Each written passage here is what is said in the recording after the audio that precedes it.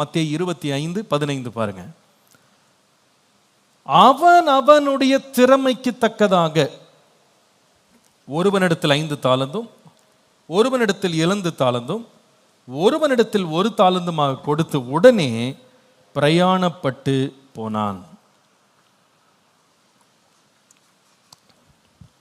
Third one, a prestigious business leader is empathetic. ஒரு சிறந்த தலைவன் எப்படிப்பட்டவன் என்றால், தன்னோடு வேலை செய்கிறவர்கள் மேல் அனுதாபம் அல்லது பச்சாதாபம் கொள்ளுகிறவன். அனுதாபம் கொள்ளுகிறவன். என்ன அனுதாபம், என்ன பச்சாதாபம் அப்படின்னா, இந்த வார்த்தையின் அர்த்தம் என்னன்னா, அந்த வசனத்தில் பாருங்க, இந்த எஜமான்ட்ட உதாரணமா 8 தாலந்து கோல்டு இருக்கு, 8 பேக்ல கோல்டு வச்சிருக்காரு. 8 பேக் கோல்டை இப்போ அவர் கொடுக்கணும். எப்படி கொடுத்தாருன்னு கேட்டா, ஒரே ஆள்கிட்ட எல்லாத்தையும் கொடுக்கல. அவர் என்ன செய்தார்னா, பார்க்குறாரு, ஒருவனால் 5 ஹேண்டில் பண்ண முடியும், அவனால் 5 தாளந்தை அவன் கையாள முடியும். அவனுடைய கெப்பாசிட்டி பார்க்குறாரு. அந்த கெப்பாசிட்டி பார்த்து அதுக்கேற்ற விதமாக அவனுக்கு வேண்டிய சார்ஜஸை கொடுக்குறாரு. இன்னொரு விதமாக சொன்னால், he allocated based on their ability. 5 தாளந்தை உன்னால் சமாளிக்க முடியுமா, அதை மட்டும் வைத்துக்கோப்பா, அதுக்கு மேலே உன்னை பாரப்படுத்த மாட்டேன். உனக்கு 2 தான் முடியுமா, உன்னை நான் குற்றம் சுமத்தலை, உனக்கு அவ்வளோதான் முடியும், அதை நான் குறைய பார்க்கல, நீயும் 2 எடுத்துக்கோ அப்படின்னு அவனுக்கு அவனுடைய லெவலுக்கு ஏற்ற மாதிரி கொடுக்குறாரு. 3வது ஒருத்தன் நிற்கிறான், அவனுக்கு ஒரே ஒரு தாளம் தான் அவன் ஹேண்டில் பண்ண முடியும். அவனையும் பார்த்துட்டு அவனை ரொம்ப அசட்டை பண்ணாமல், நீ என்ன 1 தான் தெரியுமா, உனக்கு 1 தான் செய்ய முடியுமா, நீ 1த்துக்கும் பிரயோஜனம் இல்லைன்னு சொல்லாமல் அவன்கிட்டையும் என்ன பண்ணுறாரு, ஒரு பையை கொடுத்து நீயும் என்ன பண்ணு வியாபாரம். அப்படின்னா யாரையும் அசட்டையும் பண்ணலை, யாரையும் பாரமும் படுத்தலை. ஒரு சிறந்த தலைவன் யார் என்றால், தன் கீழே வேலை செய்கிறவர்கள் அல்லது தன்னோடு வேலை செய்கிறவர்களுடைய திறமைகளை, தாளந்துகளை அவன் புரிந்து கொண்டு அதற்கு ஏற்ற விதமாய் அவர்கள் மேல் பழு வைப்பான், அவர்கள் மேல் பாரத்தை சுமத்துவான். A true leader is somebody who can assess a person and allocate according to their ability. நான் நினைக்கிறேன் இந்த இந்த இந்த ஒரு சுபாவம் ஒரு நல்ல லீடருக்கு இருக்கு. அதாவது having feelings or the ability to understand the feelings of others. மற்றவர்களுடைய நிறைவுகள் குறைவுகளை புரிந்து கொள்ளுகிற ஒரு இருதயம் நமக்கு இருக்கணும். குறைவானவர்களையும் நாம் அசட்டை பண்ணக்கூடாது, நிறைவானவர்களையும் அல்லது பலனுள்ளவர்களையும் நாம் பார்த்து பொறாமை கொள்ளக்கூடாது. அதில் ரொம்ப கேர்ஃபுல்லாக இருக்கணும். குறைச்சல் உள்ளவர்களுக்கு நாம் அதற்கேற்ற விதமாய் பலவீனரையும் என்ன பண்ணணும், தாங்கணும், பலம் உள்ளவர்களையும் பயன்படுத்தணும். திரும்ப சொல்கிறேன், பலவீனரை தாங்கணும், பலம் உள்ளவர்கள் என்ன பண்ணணும், பயன்படுத்த வேண்டும். இவனை பார்த்தீங்கன்னா, he did not overburden his servants, he did not undervalue his servants. ஒரு சிறந்த தலைவனாக இருக்கிறவன் அப்படிதான். He knows how to delegate each one's portion proportionately. அவர்களுடைய திறமைக்கேற்ற விதமாய் தாளந்துகளை எடுத்து கொடுக்க ஒரு இருதயம் படைத்தவன் தான் சிறந்த தலைவன். ஒரு கிளாஸ் ரூமில் நீங்கள் ஒரு டீச்சராக இருக்கிறீங்கன்னா அண்டர்ஸ்டாண்ட் பண்ணுங்க, எல்லா பிள்ளைங்களுமே 100க்கு 100 எடுக்கும்படி அவங்க திறமை உள்ளவர்கள் அல்ல. சில பிள்ளைங்க 40 எடுத்துட்டாலே அவங்களுக்கு 100% எடுத்த மாதிரி தான். சில பேருடைய கெப்பாசிட்டியே பார்த்தீங்கன்னா 40 கிடையாது, 100. இப்போ ஒவ்வொன்றும் டிஃப்ரெண்ட்டாக இருப்பாங்க.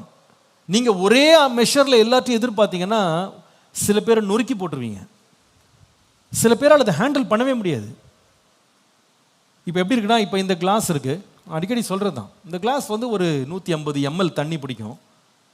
உங்கள்கிட்ட 15 லிட்டர் தண்ணி இருக்கலாம், ஆனால் நீங்கள் எவ்வளோ ஊற்றினாலும் 15 இந்த 150 ml மேலே உள்ள பத்தாது. இதுக்கு நீங்கள் அதுக்கு மேலே ஊற்றுனீங்க எல்லாம் வேஸ்ட்டாக தான் வெளியே போயிடும். இதில் நீங்கள் 150 ml ஊற்றிட்டீங்கன்னா இது ஃபுல்லாகிடும். ஆனால் அந்த 150 ml தான் அளவு அப்படின்னு 15 லிட்டர் கேன்லேயும் 150 ml ஊற்றுனீங்கன்னா அதுக்கு நீங்கள் நிறைய குறை வச்சுருவீங்க, அதுக்கு அதிகம் தேவைப்படும். இதுவும் பயன்படும், 15 லிட்டர் கேனும் பயன்படும், எல்லாமே தேவை தான். அதுதான் பவுல் சொல்கிறாரு, கண்ணானது நான் காலாய் இல்லாததுனால நான் குறைவுபட்டவன் சொல்லுமா, சொல்லாது. கைக்கு ஒரு ஃபங்க்ஷன் இருக்குது, காலுக்கு ஒரு ஃபங்க்ஷன் இருக்குது, கண்ணுக்கு ஒரு ஃபங்க்ஷன் இருக்குது. ஒவ்வொன்றுக்கும் ஒவ்வொரு பலன், ஒவ்வொரு பலவீனம் இருக்குது. கண்ணை பார்த்தீங்கன்னா அதோடைய டேலண்ட்டே ரொம்ப டிஃப்ரெண்ட். அது வந்து ரொம்ப பலவீனமான, சின்ன தூசி கூட தாங்காது. அது சின்ன தூசி பட்டால் கூட கண்ணு பார்க்க முடியாமல் போயிடும். ஆனால் காலில் தூசி இல்லை, கல்லே பட்டால் கூட கால் அந்த கல் மேலே நடந்து போயிடும், முள்ளு மேலே நடந்து போயிடும். கண்ணை வச்சு நீங்கள் முள்ளு மேலே நடக்க முடியாது, அதெல்லாம் பக்கத்திலே கொண்டு வர முடியாது. ஒவ்வொன்றுக்கும் ஒவ்வொரு விதமான த்ரெஷ்ஹோல்டு இருக்குது, ஒவ்வொன்றுக்கும் ஒவ்வொரு விதமான சகிக்கும் திறன் இருக்குது. அதாவது அதில் பயன்படுத்தல நம்ம சந்தோஷப்படணும். எல்லாரையும் ஒரே விதமாக நீங்கள் மெஷர் பண்ணணும்னு நினச்சிங்கன்னா முடியாது. ஆனால் எல்லாருமே தேவை, எல்லாருமே தேவை. சில பேர் பேசுறதுக்கு திறமைசாலிகளாக இருப்பாங்க, சில பேர் வேலை செய்யறதுக்கு திறமைசாலிகளாக இருப்பாங்க, சில பேருக்கு வந்து சிந்திக்கிற திறனாளிகளாக இருப்பாங்க, சில பேர் ஆட்களை நிர்வாகம் பண்ணுறது ரொம்ப திறமைசாலிகளாக இருப்பாங்க. ஒவ்வொருத்தரை மாற்றி மாற்றி போட்டிங்கன்னா எல்லாம் குழப்படி ஆகிடும். அவங்கவுங்களுக்கு ஒவ்வொரு திறனை கர்த்தர் என்ன பண்ணியிருக்கிறாரு, அளவை கர்த்தர் கொடுத்துருக்காரு. இந்த எஜமான் ரொம்ப சிறப்பான எஜமான். என்னன்னு கேட்டால், இவருடைய அளவு என்னன்னு பார்த்து கரெக்டாக கொடுத்தான். உனக்கு 5 ஹேண்டில் பண்ண முடியுமா 5 வச்சுக்கோ, 2 ஹேண்டில் பண்ண 2 வச்சுக்கோ, 1 தான் முடியுமா 1 வச்சுக்கோ. யாருக்குமே அதிக பாரம் இல்லை. நான் இதை பார்க்கும்போது எவ்வளவு பாக்கியவான்களாக இந்த வேலைக்காரர்கள் இருந்தார்கள் நான் பார்க்குறேன்.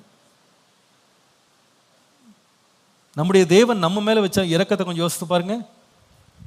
நமக்கு தாங்க முடியாத அளவில் கர்த்தர் நம்மை சோதிக்கிறதே கிடையாது. நம்முடைய திராணிக்கு மிஞ்சி நம்மை சோதிக்கிற தேவன் அல்ல. ஒருவேளை அது அதிகமாக போகுதுன்னா தப்பித்து செல்லும் வழியை ஆண்டவர் உண்டாக்கி செய்திருவார். எப்படி ஒரு குக்கரில் வந்து ஓரளவு தான் ப்ரெஷர் அது தாங்கும். அந்த ப்ரெஷர் அதிகமாயிடுச்சு, அதோடைய த்ரெஷ்ஹோல்ட் தாண்டிடுச்சுன்னா என்ன ஒன்று மேலே என்ன இருக்கும், ஒரு வெயிட்னு ஒன்று வச்சுருப்பாங்கல்ல, அந்த வெயிட் என்ன பண்ணும், டக்குன்னு மேலே தூக்கிட்டு உள்ளே இருக்கிற ப்ரெஷர் அதிகமானா வெளியே கொண்டு போயிடும். ஆண்டவர் அதே மாதிரி தான்.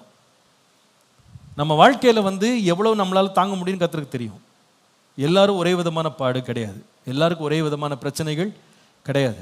சில பேர் சொல்லுவாங்க, நாங்களாம் எவ்வளோ கஷ்டப்பட்டோம், நீங்களாம் கஷ்டப்படாமலே வந்திருக்கீங்க, அது உங்கள் ப்ரெஷர் குக்கர் அப்படி அவ்வளோ ஸ்ட்ராங்காக இருந்திருக்கு, நாங்கள் என்ன பண்ணுறது,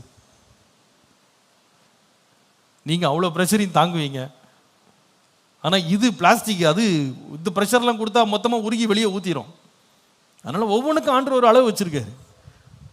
ஏன்னா அவருக்கு தெரியும் இதுக்கு மேலே அவன் தாங்க மாட்டான், தாக்கு பிடிக்க மாட்டான் அப்படின்னு ஆண்டவர் அதை அளவு வைக்கிறார். இந்த எஜமான் ரொம்ப அருமையான எஜமான், ஒரு சிறந்த தலைவன். யாருண்டா, இஸ் வெரி எம்பத்தட்டிக். அவரவருடைய நிலைமையை பார்த்து அவர்களை அசட்டை பண்ணாமல் அவர்களுடைய உணர்வுகளை உணர்ந்து செயல்படுகிறவன் தான் ஒரு நல்ல தலைவன். நீங்கள் கூட ஒரு இடத்துல நீங்கள் வேலை செய்கிறீங்க அல்லது வேலை வாங்குறீங்க அப்படின்னா எல்லாருக்கும் ஒரே திறமை இல்லைன்னு கண்டுபிடிச்சிருங்க. எல்லாரையும் ஒரே போல் வேலை வாங்கினா எல்லா வேலையும் நடக்காது. சில பேர் 5 காரியம் ஒரு இடத்துல செய்வான், சில பேர் 1 செஞ்சு முடிக்கிறதே பெரிய சாதனை.